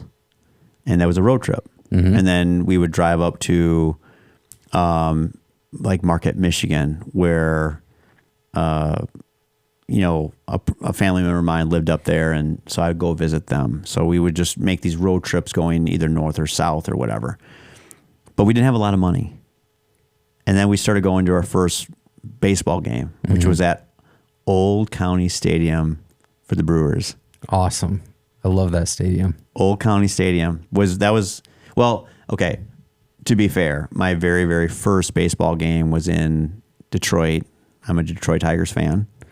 And we still like you. You need to shut up. So Tiger Stadium, they called it the big white elephant, because it was just this monstrosity, this huge monstrosity, Major League Baseball, huge. One of the oldest one of the oldest baseball stadiums in America. In fact, I think before they tore down Old Tiger Stadium, it came down to Fenway Park, Wrigley Field, and Tiger Stadium. They were the oldest of the three in MLB. So that was the first place I went and saw a Major League Baseball game. But that was with family members. It was my grandfather, I think. But to go with a buddy and my cousin, we went to Old County Stadium, and we went there first. Then we swung over and we did a Wrigley game, Cubs game. And I think we just started saying like, well, this seems easy. We could just do it. We had enough money to do it. Yeah. And then we went and we branched out from there. And the next place we found ourselves was in Cincinnati at Synergy Field. Great game. It was an interstate rival. It was the Cincinnati Reds against the Cleveland Indians. Nice. And Johnny Rocker was the closer for the Indians. And but back in that day, Johnny Rocker was this controversial closer pitcher, very good, but he just lived his life as hey, you got a name like Johnny Rocker, so why not live like a rock star? That was what he did. And I remember they brought him in, and the Reds won in the bottom of the 14th inning. Most people had left Synergy Field. My cousin Merrick and I still there. Rocker's on the mound. The Reds are down, and they hit a dinger home run, and they win. They come back and win it. Oh my gosh, so it was awesome. That's awesome. And my cousin Merrick got a baseball from the Reds, thrown to him in the game too. So yeah, I've been to all the MLB stadiums. So at some point, you just decided, you know what? Let's just hit them all, and that's and we just started from there. Yeah, so it went from Old County Stadium to Cubs Wrigley Field, and then I think the next one we'd hit was Synergy Field. Okay, so I got some questions around this topic. Who had the best ballpark hot dog? Oh. So we have a ranking system.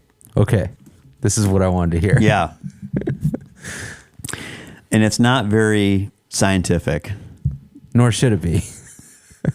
But it does come down to a couple things. One, what's the ballpark feel like? What does it, smell? What's the environment like? Mm-hmm. Is it friendly? Is it cool?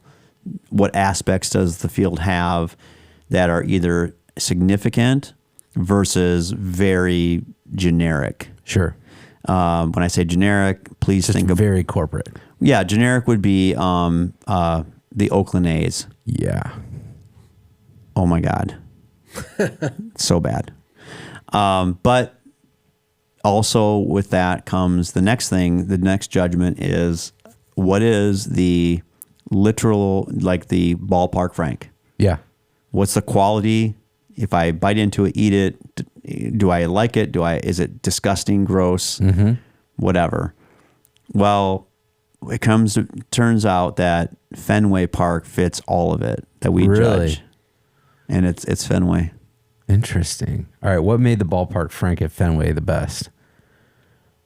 What made it the best? Yeah.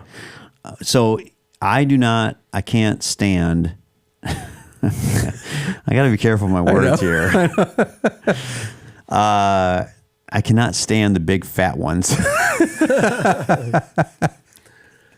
I don't like the jumbo hot dog. Okay. All right. So it was Who had the biggest jumbo?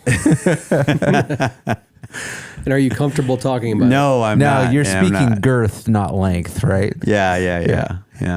No, it was the right, it's just the right diameter, and the bun not soggy, not stale, not hard, just I don't know, just treated with love. All right. It was treated with love. So the ballpark frank, I mean, that's like the most classic ballpark food, right? It's the only thing that's $3.50 still today. But did you have a favorite? Do you have a favorite game snack? Me personally? Yeah. I really enjoy the peanuts. That's where I'm at too. I do. The shell and, peanuts and shell. Whole peanuts. Whole peanuts, yeah. I enjoy I mean, I'll always do a ballpark Frank just because I think it's part of the experience. Americana. Yeah. Yeah. So I'll do that. I'm not a big beer drinker, as you can see. Right. I like the bourbon, but yeah, you know, I'll always kind of go for a mixed drink, you know, a Jack and Diet Coke, whatever. $20 later. MLB, you gotta Brutal. get it under control. But yeah, all right. So a bag of peanuts. Yeah, a bag of peanuts. Bag of peanuts. Okay. Which team mascot deserves a raise? Deserves a raise? Yeah. The Philly Fanatic, Why? because he's iconic. Okay. All right. He's the best. He is. He's the best. And I don't even understand. Like he doesn't even represent anything that matches what you would think is a mascot. You don't even know what it is. Right. And that's why he's the Fanatic. You know, but the Philly Fanatic, I think he deserves everything he gets and then some. All right. I think you're going to have all the answers to these, but I've got like a lightning round quiz here. All right. Okay. All right. Big league ballparks. Okay. We'll call it the ballpark showdown. Okay. You've already answered this one. Well, you included it in a comment. Which MLB stadium is the oldest in use today? Fenway. Correct. Fenway Park, 1912. Yeah. Okay. Which stadium features a home run sculpture that lights up and moves when a player hits a home run? A home run sculpture and moves. That lights up and moves Oof. when a player hits a home run. Oh boy. I don't know that I know that I can one. give you multiple choice. Please do. All right. Is it A, Tropicana Field? No. B, Petco Park? No. C, Lone Depot Park? What is that? Miami. Lone Depot Park. Or D, Great American Ballpark? Which is Brewers, right? Yeah, I think so. I'm going to go with Miami. That is correct, sir. Yes. Yes. That is correct, Do you sir. remember it, or was that was a guess? What? Was that a guess? Or I think do you he just remember was it? kind of like ruling Bro. out. Yeah. Bro. Process Do you of remember that elimination there. sculpture moving around? You're a sculpture. Well, it's Miami. They probably don't hit home runs very often. So, all right, number 3. Which stadium has a swimming pool in the outfield? There is a swimming pool for actual people. Yes. Okay. Yeah. Not for like penguins or Dolphins? Well, so the Tampa Bay Rays, there is a pool out there. There with rays Sure. in them. Okay. All right. There's a swimming pool out there. Shit, give me a multiple. A pool for humans. Okay. Is it A, Oracle Park? Where's Oracle? Oracle. I don't know. Is that? I would guess that'd be in the Bay Area. Yeah. Okay. B, Chase Field. C, Global Life Field. See, what I sucks know. is that they've It all drives gone me corporate. nuts. I know. D, American Family Field. It's not American Family Field. Okay. So then your choices are Globe Life Field. Which is where? I don't know. Well, right. I didn't keep up with. I know Let's look things 'em like up. Rob, pull up- I know pull up, like Houston Astros is Tropicana Park. Pull up our sponsor, ChatGPT. Can you call me Jamie? Okay. Okay. Is it? I know I've seen it. I've seen it. I've Is seen it it. Oracle Park, which is in? Hold on, let me see if I can just. I'm gonna go with Where is Oracle Park. Oracle Park. I'm gonna go with Oracle. Oracle. There's no such thing as Orca Park. Orca. It was close. It's Thinking San a Diego. lot. Oracle Park. San Francisco. Is it? Yeah, that's what I figured. Bay Area. Okay. So, like even since I left the Bay Area, that park has changed. Yeah, names it like has. 3 It times. has. Okay. So Oracle Park in San Francisco. It's not that now. Now that I know that. Okay. Yeah. Is it Chase Field, I'm going to go Chase. Chase Field. Sure. You're guessing Chase Field. Where is Yes. Chase Field? I don't know. Let's look it up. Actually, I know where that one is. It's in Arizona. It's the Diamondbacks. Oh, is it? Yeah. Let's do that. Let's Globe go with that. Okay, you want to go? Yeah. Yeah, you're right. It is Chase Field, Arizona Diamondbacks. Okay. Apparently, okay, so there's a park that has a shower in the outfield, right? A baby shower? No, Like like a shower. Like an OnlyFans? Okay, you got that one right. Yeah. So B, Chase Field, Going Arizona. on. All right, number 4. At which stadium do fans get splash hits when a home run lands in the bay behind right field? Oh, well, that's San Francisco. Yeah. Okay, That's thank an easy you. one. Okay. Which stadium is located at the highest elevation above sea level? Colorado. Yes, Coors Field, Yes. Denver, Colorado. Way to go. All right, last question. This is not part of the quiz. You got pretty much everything right on the quiz. If you could manage one MLB team for a single game, what team would it be, and what would be your pep talk for the team? Oh boy. Well, it would be the Detroit Tigers. Okay, better be a big pep talk. Well, no, it wouldn't really be that big of a deal. Oh, okay, all right. You can do it. It wouldn't be that big of a deal. Because what I would do is I would pit them against themselves. I would say, so I choose just some background. One, the Detroit Tigers, first team I've ever followed. I can actually name every starting player of the 1984 World Series from the Detroit Tigers. I was a huge Detroit Tigers fan. I still am today. Sparky Anderson, manager. There's nobody that's like him. That's one name. Oh, you really? You want me to go down there? I don't. I really don't. Lance Parrish, I really catcher. don't. Okay. Jack Morris on All the right. mound. So we know the Daryl team. Evans at first place. What's your Lou pep Whitaker talk? at second place. Alan Trammell at shortstop.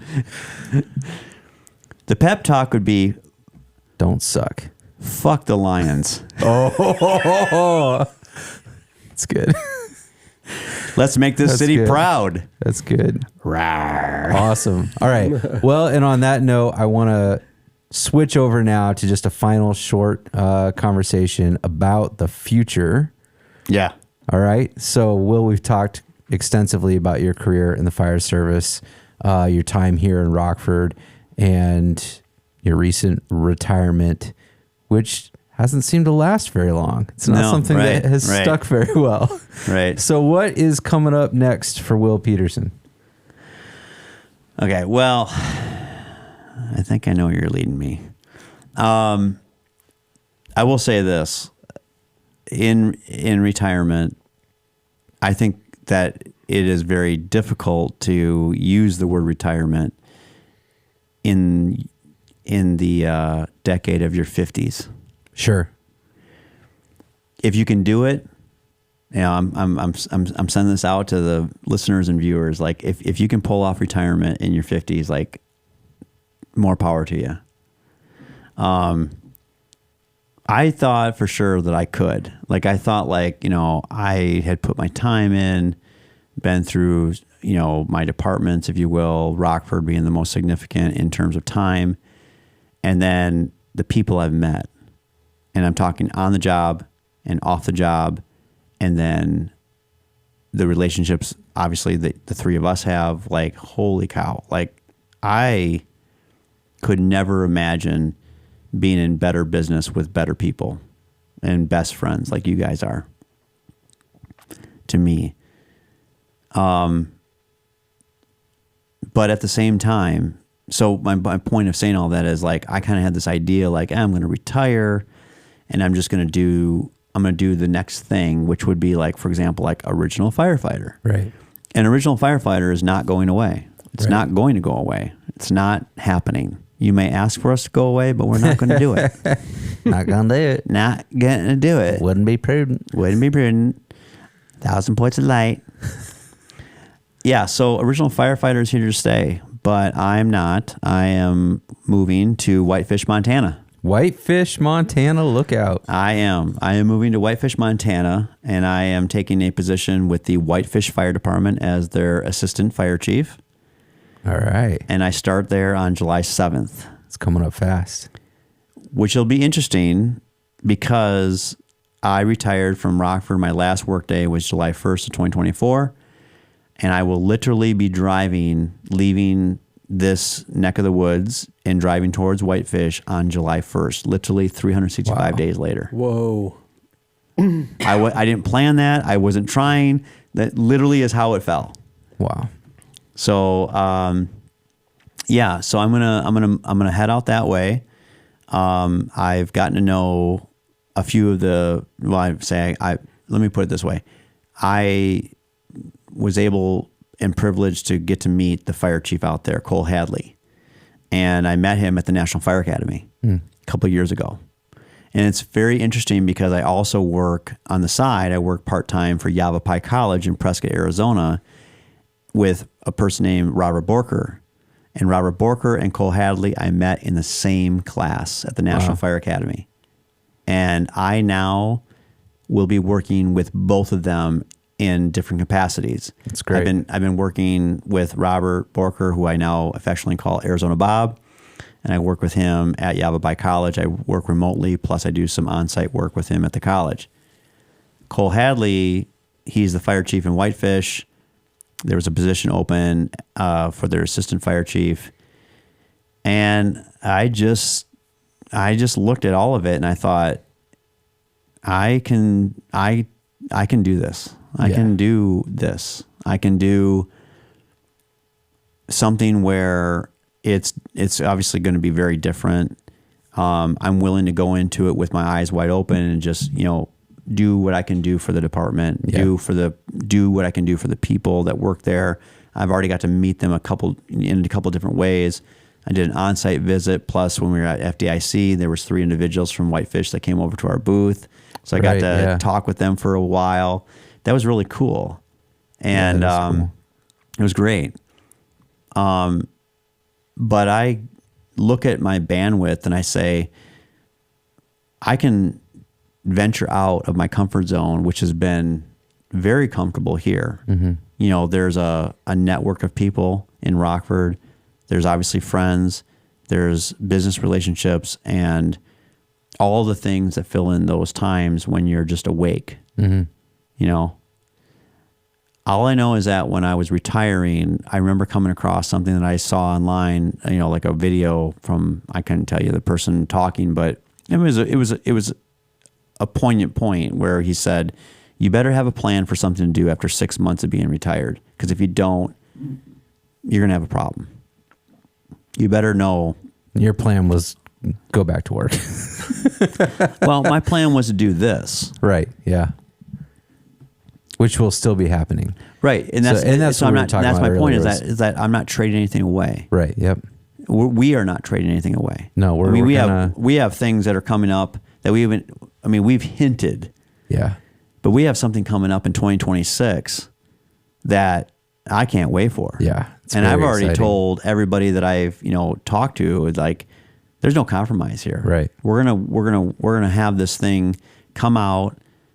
I am excited about it. I think that you guys are going to be excited. I mean, I know you guys. We work on it all the time. Yep.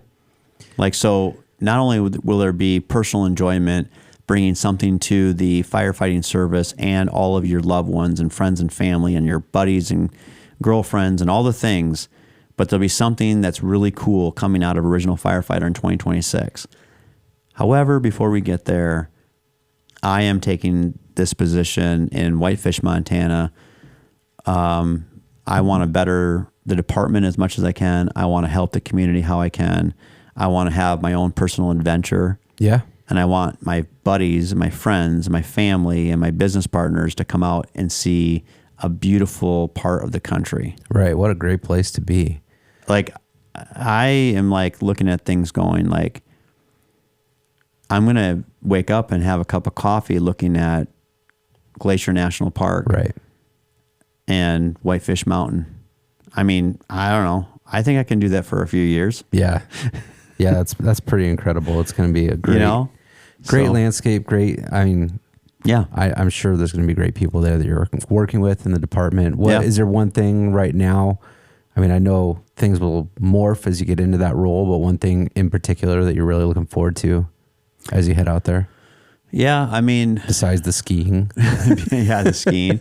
A couple things is that it truly is a place, from what I can see and what I've visited and understood about whitefish in that whole area, the Flathead County, there's always something to do 365 days a year. I'm kind of looking forward to that. I'm looking forward to, kind of in the Midwest. I'm not saying that you can't go and find things to do in the winter, but let me tell you, we do know how to hunker down and wait for spring and summer and fall. Yeah, we do. Yeah. And spring, summer, and fall in Midwest are awesome. Yeah. Netflix loves us. Yes. Out there, it does seem like there's going to be something to do around the clock, and it's at your fingertips, if you will. But I also look forward to seeing a part of the fire service that I've not had hardly any exposure to, which is wildland firefighting. Right.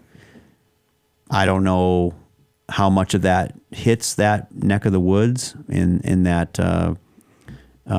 You're gonna find out. Yeah, I'm going to find out. Yeah. Right. But I know that they take it serious because, just doing the site visit, I mean, it's something that we discussed, and we talked about, the wildland urban face firefighting aspects and how that is a very real thing. That they look at that from a day-to-day, month-to-month situation of when is peak season for wildland fires to happen. So I just look at that and go, well, that's a good challenge right there. Yeah. I'm okay with that. Well, I can tell you, we're going to miss having you here in town and being able to get together as frequently as we do. But we're also really looking forward to this next season for you and what all that holds. And we're also looking forward to a new format for the podcast that's going to open up some remote podcasting opportunities, kind of broaden the network of people that we're able to talk with. So that's awesome. I got one last question for you. What do you call somebody who lives in Whitefish, Montana? What do you call them? Are they a white fisher? Fisher? I don't know the answer. I'm just asking the question. And if you know, sound off. Let us know. Am I a white fish out of water? I don't know. I do know that it was originally called Stumptown. Stumptown. Yeah. That's how awesome. about that? Yeah. The Whitefish Fire Department was established in 1907. That's not where Stumptown coffee comes from, is it? So Stumptown, I think they called it Stumptown because there was a bunch of it was a logging community, and there was actually like so many stumps that were left there as they built the city up, or the the town. I think it's a city of 10,000 people, but tons of activities and tourism and stuff like that. So very cool. Yeah, I mean, it's going to be good. And so we were able to go out there over St. Patrick's Day weekend this year, and one of the things I took away from was like the water was so clear, blue. I just I couldn't believe it, how pure it seemed. Yeah. But you know what? I'm willing to go down this road and just let it be. Like, let it develop. Things will work themselves out. I'm not overthinking it. Which is good. Which is weird because I overthink so much. Yeah. I'm OCD in a lot of ways. But nothing, I know it seems weird. Change will always happen. That's life. Yeah. Change is always happening. We will have studio format. We will have on-site locations. We will have remote podcasting. Mm-hmm. And each and every week, you'll be able to tune in and have a conversation or listen to a conversation with three people that think they have something to say. Yeah. And we'll keep doing that and have a great time. But I love you guys. Yeah. You too, We're good. Man. Love you too, man.